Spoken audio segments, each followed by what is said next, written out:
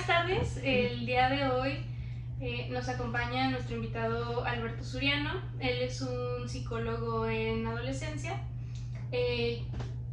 Estamos con mi compañera Fernanda Hernández. Yo soy Andrea Martínez. Y no me gustaría entrar en tanto detalle acerca de lo que eres como psicólogo, tu experiencia y todo eso, porque me gustaría que tú nos lo compartieras. Habiendo dicho esto, me gustaría que más o menos nos explicaras tu experiencia con adolescentes, cómo es que trabajas con ellos y así.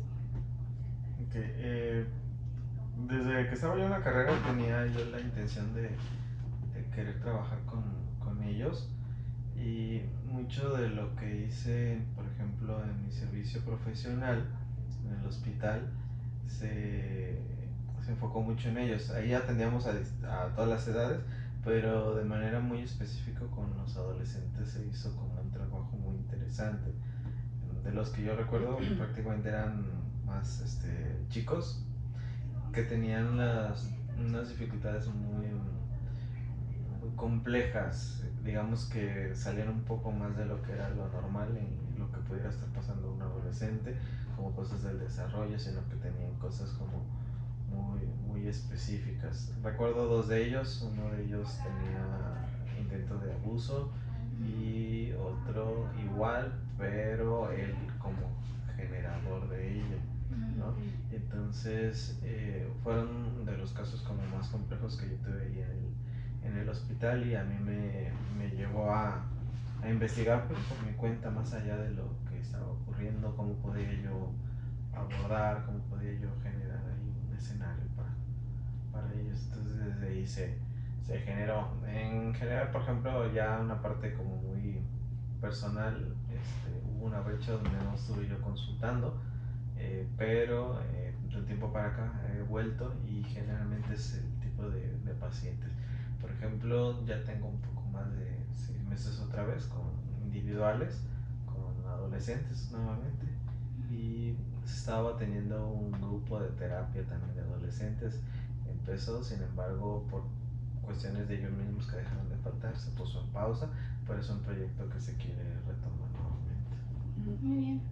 Y en cuanto a tu área de especialización, o sea, ¿crees que fue también como inspirada o influenciada por este tipo de como casos que nos comentas de tus prácticas? Bueno, para empezar, ¿cuál es tu área de especialización? Por ejemplo, en cuanto a área de especialización, lo que yo he ido estudiando no ha sido enfocado en ciclos de vida. Por ejemplo, no he hecho como especialidad en niños, adolescentes, sino que se ha ido más bien hacia abordajes específicos, ¿no? Entonces, aparte de la carrera, pues que va más bien con el tinte meramente clínico, la psicoterapia, la psicosomática, o por ejemplo la salud mental, van hacia esos lados digamos, mis especializaciones.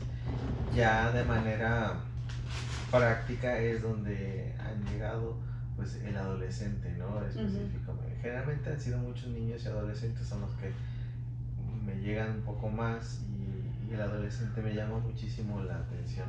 Y por ejemplo también en el lado de la docencia, el adolescente es el ahorita con el que estoy retomando, por ejemplo, la docencia, y me invita pues a ver qué ocurre en un contexto educativo, pero también cómo se va más allá de hacia la terapia específica. Es más o menos hacia el lado, ha sido más bien en práctica la experiencia con el adolescente, que yo ponerme a estudiar un diplomado, un posgrado específico con adolescentes.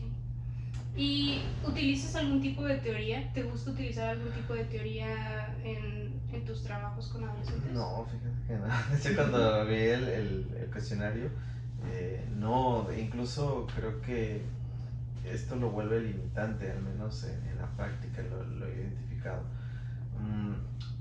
Puedo yo entender algunas perspectivas de distintas teorías que tratan de explicar al adolescente, pero creo que la línea de trabajo con el adolescente es el desarrollo humano. Entonces ver el proceso de desarrollo con él mismo, ¿no? Entonces lo físico, lo cognitivo, lo socioemocional, creo que esa es una línea base. Sin embargo, si me dices a mí autores que me ayudan a entender al adolescente, generalmente yo me iría más por los psicoanalistas, porque me permitan a mí entender este elemento. Por ejemplo, Arminda Verasturi, que maneja todo lo que es el síndrome normal de la adolescencia, pero tiene una perspectiva psicoanalítica. Juan David Nacio, que tiene un libro que se llama Cómo intervenir con adolescentes problemáticos, entonces, pero también tiene una perspectiva más psicoanalítica. Y creo que también él tiene otro libro donde se puede ver, o él hace como un esquema del sufrimiento inconsciente que tiene el adolescente y te da como algunos tips para identificar cuál es el grado de, de sufrimiento que puede llevar a patologías ya propias en la adolescencia. Entonces a mí me permite eso, pero fuera de ello creo que la perspectiva del desarrollo humano es la más acorde. Incluso el mismo adolescente, en la misma práctica, por ejemplo yo ahorita con los que tengo en consultorio, puedo armar, tienen los dos que tengo ahorita, tienen diagnósticos de trastornos de ansiedad. Entonces, ¿qué es lo que se nos marca en la teoría? No, para trastornos de ansiedad, lo cognitivo-conductual, pues ahí me tienes armando todo un programa cognitivo-conductual que vale madre en el consultorio, porque el adolescente, digo, no quiere esa estructura, quiere una cuestión como más libre, entonces se mantiene como medular eso y entonces se hace la adecuación, ¿no? ¿Qué quieres, qué te gusta, qué te agrada? Y sobre eso vamos trabajando, ¿no? Entonces con el trabajo del adolescente, entonces una planeación, pero con muchas bondades por lo que venga a manejar el adolescente, ¿no? Por supuesto, creo que sí es muy importante darle su lugar al adolescente de cómo quiere trabajar y qué cosas le gustaría hacer, ¿no? Sí. El reconocerle eso, yo creo que no lo encuentra en tantos lados y es importante. Sí, incluso por ejemplo desde la parte más académica, cuando me ha tocado impartir psicología del adolescente, siempre les doy como pequeños tips de cómo abordar al adolescente, y uno de eso es preguntarle al adolescente qué quiere. ¿Por qué? Porque en el contexto en el que se mueve, generalmente el adulto no le pregunta, le ordena, le indica. Y desde la terapia lo que buscamos es ¿qué quieres? ¿Te han preguntado? ¿Qué te gusta? Y eso, tomando eso en cuenta, ¿qué otros como desafíos conlleva trabajar con adolescentes y más o menos cómo los enfrentas? El primer desafío que yo identifiqué desde que empecé a trabajar con ellos es que el adolescente que llega a terapia es un adolescente que todos los adultos de su entorno, desde la perspectiva de él, le han fallado. Wow. Todos le han fallado. Maestros, papás, que eso no quiere decir que no estén presentes, pero para el adolescente es un adulto que le ha fallado. No ha cumplido sus expectativas. Entonces, tú como psicólogo, como psicóloga, eres otro adulto. Entonces ya viene con esta perspectiva de eres otro adulto, pues me vas a fallar de igual manera, ¿no? Entonces, he notado que como viene con esta perspectiva, pero también hay un anhelo, entonces se dan esas dos cosas en el adolescente. Entonces yo siempre les he dicho, atentos, el adolescente te va a poner a prueba. Si pasas la prueba, el adolescente va a confiar en ti y mira, todo el trabajo terapéutico se va a avanzar. Pero si fallas esa prueba, no esperes que haya grandes avances con el adolescente. Entonces te va a poner a prueba de distintas formas, ¿no? Dependiendo las características. Generalmente va en que si conoces el mundo adolescente, si sabes el lenguaje. Esto es muy importante porque el adolescente crea su propio lenguaje y cuando el adulto lo descubre, cambia a otro y va mutando este lenguaje. Y entonces una de ellas es entender, ¿no? Si tú logras entender esto y si puede confiar en ti.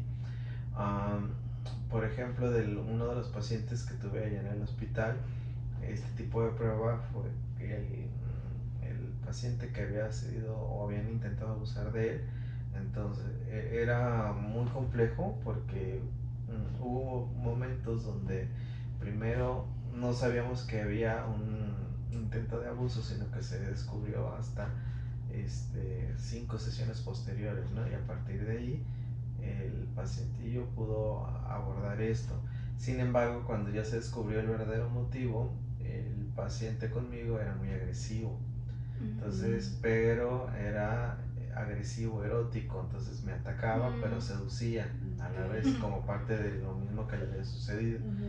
Y entonces cuando yo pude identificar esto, pude entrar como en pequeñas confrontaciones donde yo no te voy a erotizar como te erotizaron, yo no te voy a agredir como tú me estás agrediendo, ¿no? Entonces cuando el adolescente logró identificar esto, pudo bajar como esas defensas y entonces se hizo un abordaje muy interesante con ellos. Entonces desde ahí logré identificar que todo adolescente primero te pone a prueba. Y si él juzga desde sus parámetros que no vale la pena, ahí se acaba, ahí se acaba. Pero, sí, entonces poco a poco. Y esto no quiere decir que solo sea una prueba, puede que a lo largo te vaya poniendo varias, pero ese es como siempre el tip que siempre les doy, ¿no? Cuando vayan a trabajar con adolescentes, identifiquen cuál es la prueba que te está poniendo y trata de pasarle. Si realmente te interesa, pues sí, ¿no? Pues haz otros abordajes y a lo mejor no funcionan o te hace creer que sí funcionan y a la mera no. Claro. Entonces eso es lo que a mí me ha servido más con ellos. Muy bien. Y pues bueno, mencionas que desde tus prácticas comenzaste a trabajar con adolescentes y fuiste enfocándote un poco más en ese aspecto, pero ¿hay algo que te inspire a tener ese sentimiento de aquí con los adolescentes me siento que estoy haciendo algo o es donde me gusta trabajar? No sé si lo veo como inspiración, pero por ejemplo los menores de edad, y ahí entrarían también incluso los niños, siento como ternura, pero una ternura como muy a mi estilo de vida, ¿no? Donde si un menor de edad le están ocurriendo ciertas circunstancias, generalmente me cuestiono de, wow, no, o sea, me mueve mucho como el alma ver ciertas circunstancias en menores de edad y entonces es como de, ¿qué podemos hacer, no? Con adultos no tanto porque es como puntos de decisiones, a menos que haya ciertos contextos, pero con los menores de edad es como de ver qué podemos brindarle, ¿no? Es como, yo creo que pudiera ser esa parte. Y cuando hay situaciones como complejas de repente es como, se hace el corazoncillo así, pero es como, a ver, vamos a brindar. Creo que es más bien por ese lado. No es como mi misión de vida, pero cuando la identifico es vamos. Perfecto. ¿Hay algún caso o en específico o algún logro que hayas tenido con este grupo como adolescentes que consideres como importante o que te haya enseñado mucho de cómo trabajar? Ya mencionaste algunos, pero ¿hay alguno en específico que...? Creo que ahí con los adolescentes son todos de manera específica, como muy concreto. Por ejemplo, el chico que intentaron abusar de él, pues ve de esta forma, ¿no? De cómo siempre estaba poniendo a prueba, ¿no? El querer confiar en otros. El otro chico que había abusado, él marcaba, me acuerdo en las primeras sesiones, un mutismo muy serio, pero que ese mutismo era como una manifestación de su propia culpa, pues, o sea, sabía que había hecho algo, pero sentía culpa, ¿no? Sentía muchísima pena. Entonces en las primeras sesiones, él no quería hablar, entonces a mí me invitó a ser como muy creativo para lograr que hablara, ¿no? Entonces eso, con los de ahorita también, por ejemplo, con esta cuestión de ansiedad, de ser muy cerrados, de no ser muy sociables, entonces empiezo a escuchar por parte de las mamás o los maestros de que ya se abre más, que ya participa, entonces cada uno va aprendiendo algo y también me invita a mí como a ver cómo lo hacemos que sea como muy creativos, ¿no? Entonces es lo que me invita, cada adolescente es distinto, ¿no? Entonces cada uno me invita a desarrollar algo, ¿no? Y cuando yo lo empiezo a observar, pues se siente padre también. Sí, claro. Padre. Bueno, otra pregunta que ahorita se me ocurre con la que mencionabas. ¿Cómo manejas esta parte como del rol de los padres, no? Porque creo que sobre todo en esta población es como muy complicado el cómo a veces sí se quieren meter, pero también hay que darles su espacio. Entonces, como psicólogo, ¿cómo lo puedes manejar? Porque igual los padres son como muy variados. A veces tenemos dos herramientas. Por ejemplo, cuando estamos trabajando en grupo de terapia para jóvenes, para adolescentes, lo que hacemos es a los padres meterlos dentro del proceso. Por ejemplo, a inicios de este año hicimos este programa y entonces creamos un programa, un taller de adolescentes de desarrollo, y entonces siempre me gusta trabajar como por bloques. Entonces eran bloques de 5 sesiones, entonces 4 sesiones trabajamos con el adolescente y en la quinta sesión incluíamos a los padres para que vieran cómo estaban trabajando ellos y que los chicos pudieran comunicar, ¿no?, que estaban trabajando, cómo se sentían. Es en el trabajo con grupos. Y en el trabajo individual de igual manera, ¿no? Yo planteo siempre metas por ciertas sesiones y yo voy comunicando al padre qué es lo que va avanzando el hijo, pero antes de darle eso es tú que has observado, Okay. ¿no? ¿Qué has visto, qué has notado? El padre va haciendo sus propios registros como para hacerlo parte de. Y después al adolescente siempre le marco esto, ¿no? Todo lo que tú me digas es entre nosotros. Cuando yo tenga que dar resultados a tus papás, yo te los comunico primero a ti, ¿no? Para que veas que exactamente lo que te estoy diciendo a ti, le voy a decir a ellos, ¿no? Entonces, si de lo que yo te estoy diciendo a ti tú me dices algo que no quieres que le diga, lo omitimos. Pero si es importante, se omite en ese momento, pero posteriormente se comunicará y lo vas a hacer tú y vamos a ensayar sobre eso. Siempre como manteniendo esta alianza con el adolescente. Nada de ahorita lo que te digo a ti, a tu papá le voy a decir otra cosa. No, es exactamente lo mismo. Y nunca es de que, bueno, te sales y voy a hablar con tus papás, ¿no? Porque eso incitaría a crear fantasías de que están hablando. Desconfianza, por favor. Entonces cuando les dan los resultados, él está presente. Exactamente. Y primero a él y después ve por tus papás. Me acuerdo de un paciente que está ahorita activo cuando yo terminé el proceso de evaluación. Siempre quien estuvo muy presente sesión en sesión fue la mamá, pero ya cuando iba a dar los resultados le sugerí que se podía ir el papá y sí fue. Entonces esto fue muy padre. Entonces ya cuando le di los resultados se los comuniqué primero a él, ya le dije ¿alguna duda, alguna pregunta? No tienes ningún inconveniente que le comunique exactamente lo mismo a tus papás.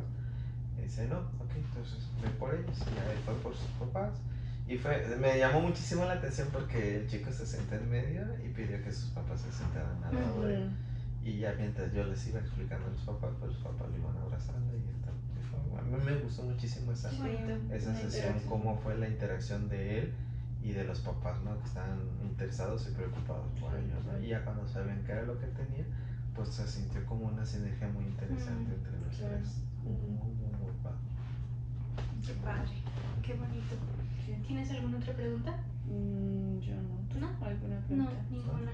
Creo que ya es todo por la entrevista. Muchísimas gracias por tu tiempo. La verdad es que fue muy provechosa. Muy interesante conocerte en ese aspecto.